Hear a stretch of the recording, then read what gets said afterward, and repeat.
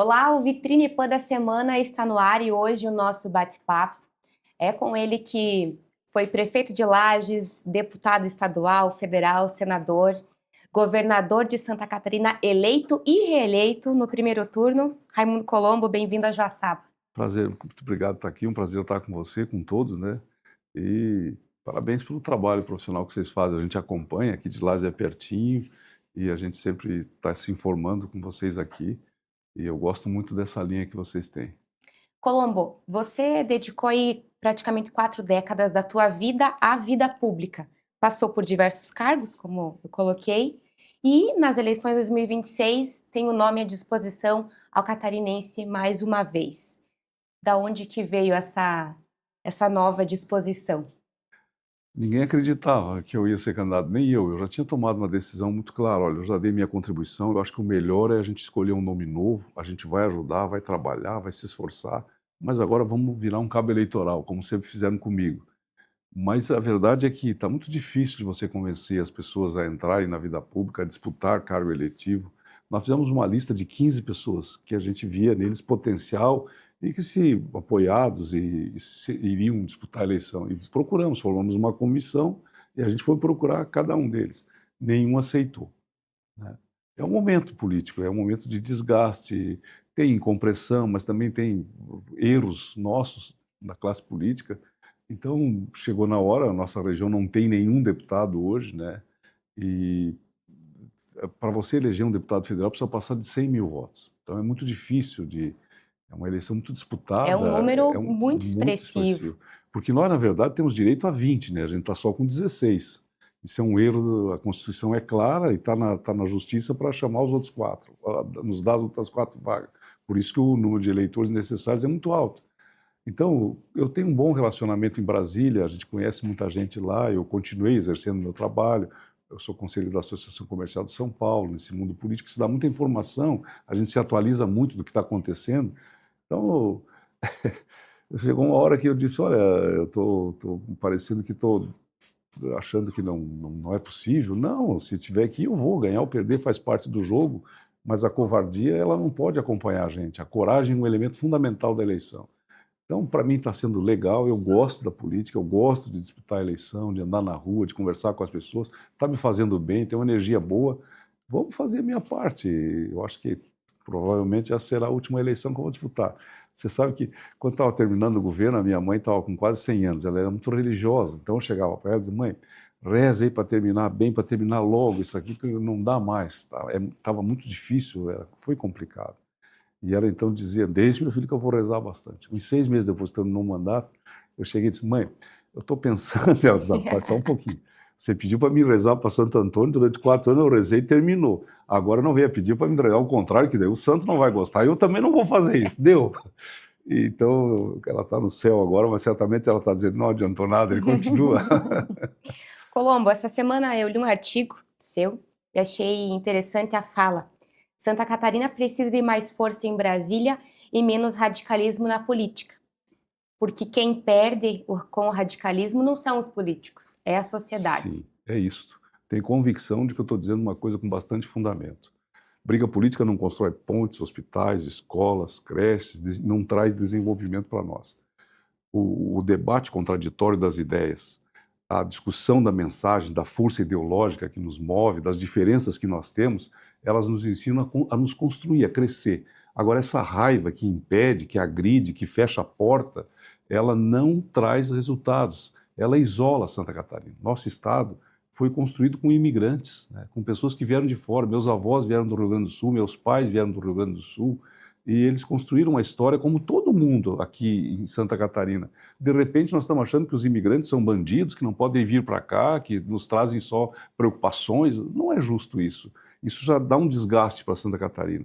Aí o presidente da República vem ao Estado, seja ele quem for, de que partido for, o presidente da República, ele vem ao Estado, o governador não vai receber, fecha a porta. O ex-governador, o Moisés, se elegeu nas costas do Bolsonaro, no outro dia disse, não, fui eu que elegi ele, não devo nada para ele. Romperam também. Isso vai isolando Santa Catarina, parece assim que a gente está meio egoísta, meio vaidoso, não é nada disso, o povo catarinense não é assim, né? Então eu não gosto desse tipo de política. Eu acho que divergir faz parte, discutir o contraditório, a gente cresce com ele, mas eu acho que isso fica no campo da mensagem, né? Agora, o mensageiro, a pessoa, a gente não desrespeita. Então, o nosso governo virou um governo sectário, um governo que odeia quem não pensa igual. É como se você fosse no hospital e perguntasse, tá, mas a carteirinha sua é da direita ou da esquerda? O aluno, o senhor está na direita ou na esquerda? Eles não estão nem aí para isso, né? Você vai contratar uma pessoa para trabalhar na empresa, você vai perguntar qual é o partido que ele está, se ele é da direita, da esquerda. Não é isso o dia a dia das pessoas. Essa é uma briga que os políticos assumiram e que eu acho que está atrapalhando o Brasil. A gente fala, você deu a deixa antes sobre a composição, a representação na Câmara Federal. Hoje temos 4 cadeiras a menos em Sim. Santa Catarina. O que isso significa na prática para que o catarinense entenda? Força política, porque nós temos 513 deputados, 16 em 513 é quase nada, né? Então é muito difícil de alguém se destacar e de nós sermos ouvidos. Já há um preconceito de que o Santa Catarina é tão rico que não precisa nada para vir para cá, não precisamos obras. Isso é uma coisa horrível pensarem assim, mas isso existe lá em Brasília, é um preconceito. E segundo, nós só temos 16 e temos direito a 20. A Constituição brasileira é muito clara. Como é que se forma a representação? Tem um número mínimo de 8 deputados, um número máximo de 71, que é o Quórum de São Paulo, e nesse meio é conforme o número de habitantes. O censo do IBGE deu, nós temos direito a 20. Alguns estados perdem. O que aconteceu? O Supremo mandou aplicar essa regra. Aí foram fazer uma lei, e nessa lei o presidente, esse Hugo Mota, que é um idiota, mandou aumentar de 16 para 20, o que é um absurdo, aumentar o número de deputados, não faz nenhum sentido, 513 para 533. Aí houve um veto do presidente da República, esse veto não foi votado, o presidente do Senado segurou, e aí pediu ao Supremo que, como tem um veto, ou seja, um recurso ainda, que não vale, que não se aplica a decisão. E nós voltamos para 16 em vez de ter 20. É ruim, que significa assim também, além disso, hoje um deputado tem emendas parlamentares que são significativas, cerca de, no mínimo, 250 milhões cada um, vezes 4, dá R$1 bilhão de obras que seriam feitas aqui e que não estão sendo, né? Mas é claro, o mais importante são as coisas estratégicas. A reforma tributária, por exemplo. Nós temos que mostrar que nós estamos insatisfeitos com ela. Aqui no Oeste, a grande produção é suínos e aves. 70%, O agro é muito forte aqui na nossa muito forte. região. 70% de um presunto no supermercado é comida, é milho, é soja, milho que você faz, transforma em ração e que o animal come. Bom, nós não temos, nós importamos 6 milhões de toneladas. Esses grãos vêm do Mato Grosso, vêm do norte do Paraná, do Paraguai, da Argentina e vêm para cá. Isso tem um custo no frete. E esse custo faz com que fique mais caro aqui. Então, o governo do estado fez um incentivo fiscal que compensa esse prejuízo do frete e as indústrias estão aqui. Na reforma tributária, isso acaba. Óbvio, se você não tiver como compensar, as indústrias vão ser obrigadas a sair daqui e ir lá para onde tem a matéria-prima. E nós vamos perder toda a nossa cadeia produtiva. Então, tem que ter força política para dizer o seguinte, não, isso aqui não. Olha aqui a nossa realidade. São 90 mil famílias que estão integradas no sistema de produção do agronegócio. São várias empresas que nasceram aqui, pequenininhas, e que se transformaram gigantes para o mundo. Nós somos o maior produtor de suínos do Brasil, um dos maiores exportadores, o maior produtor de aves. Só para o mercado internacional, nossa exportação passa de 30 bilhões de reais por ano. Querem acabar com isso? Então, tem que postergar essa reforma tributária que já foi votada e aprovada e fazer com que essa discussão tenha peso. Isso é força política, é força do argumento, é a nossa história. Porque só os catarinenses vão falar disso. Os outros estados não têm nada a ver com isso, não é problema deles, é nosso. Então, se você não tem um representante, se tu não tem liderança, se tu não tem argumento e conhecimento, tem gente de fora que vai fazer isso, não vai. E o prejuízo, depois que feito, muda a realidade de Santa Catarina. Foram muitos anos para chegar onde nós estamos, que é um grande nível de desenvolvimento, e que essa decisão atrapalha nós, prejudica profundamente. Então, a força política, nessa hora, se não tiver, vai goela abaixo. E a gente falando de liderança, como que você observa o atual governo de Santa Catarina, como que vai se organizar as próximas eleições, essa disputa com o João Rodrigues? Eu acho que, assim, sob o ponto de vista político, eleitoral, a eleição não começou, né? O que os partidos estão fazendo agora? Estão trabalhando a parte interna, formando a chapa de deputado estadual, de deputado federal, a coligação com os outros partidos, a definição dos candidatos ao Senado, dos candidatos a governador e vice. Então é um trabalho interno que começa a ir para a rua, mas ainda timidamente. As convenções serão no final de julho, até o dia 4 de agosto, E depois dessa data, daí tem o programa de rádio, o programa de televisão, é quando a campanha começa. Quando começou a campanha em 2010, que eu fui candidato a primeira vez, eu tinha 7%, eu era o quinto colocado. E eu ganhei no primeiro turno, porque a gente foi ficando conhecido, a nossa estrutura era uma coligação grande, era com o PMDB, que era o maior partido, o Luiz Henrique, que era o maior líder de Santa Catarina, ele puxou a eleição, e a eleição mudou. De quinto a gente virou o primeiro no primeiro turno.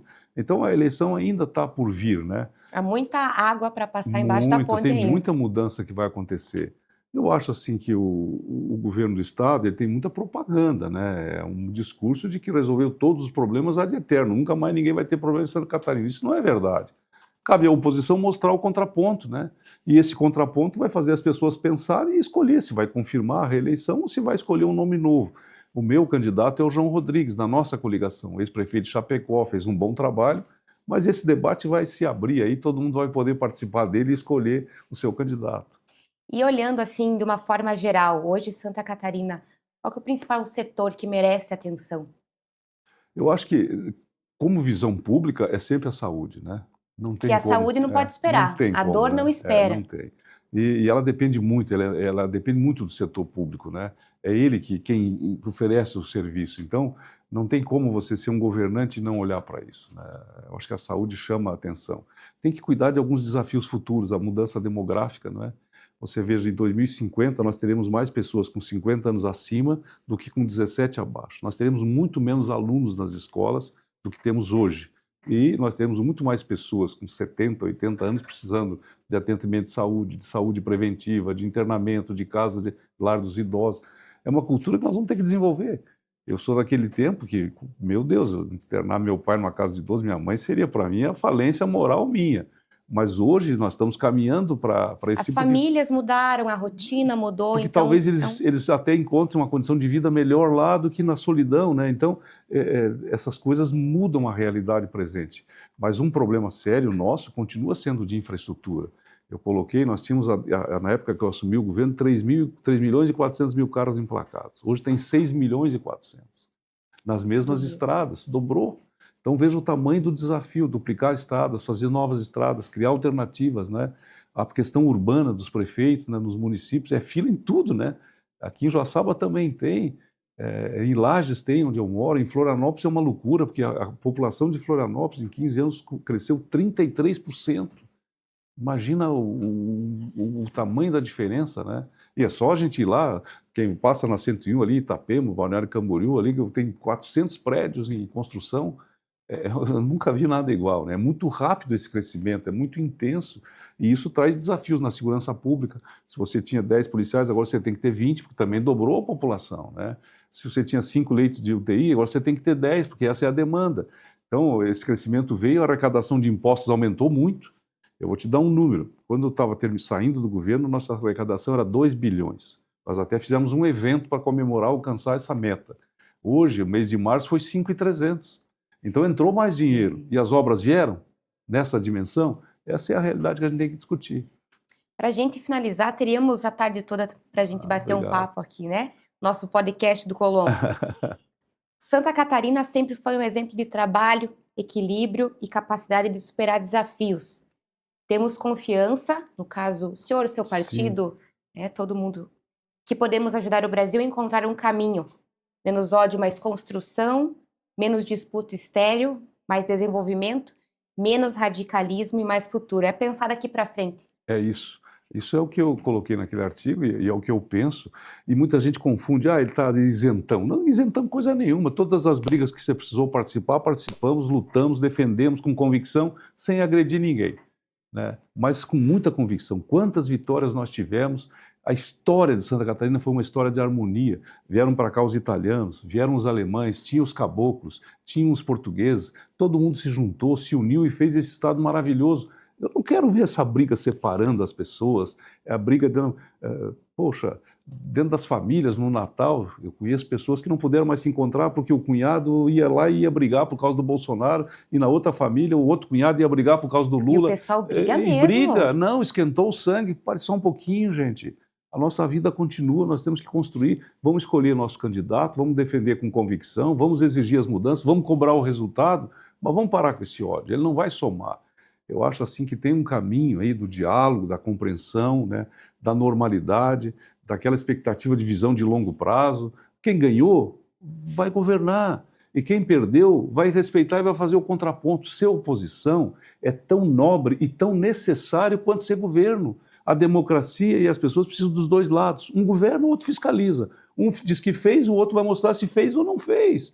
E é assim que tem que ser, mas com respeito, firmeza, convicção, até dureza às vezes quando necessário. Isso ajuda inclusive quem está no governo. Então não dá para ficar tentando torcer para dar errado. Eu digo sempre, tem gente que vai numa tourada, como antigamente, em vez de torcer para o toureiro derrubar o touro, torcia para o touro derrubar o toureiro. Aí não vai dar certo, né? Não tem como dar certo. Raimundo Colombo, muito Eu que obrigada agradeço. por essa Obrigado. conversa, esse bate-papo. Tá falado? Vamos lá. Obrigado. Muito obrigada pela sua visita a Joaçaba e a nossa região. Eu que E agradeço. esse Um abraço. foi o nosso Vitrine Pan da semana. Até mais.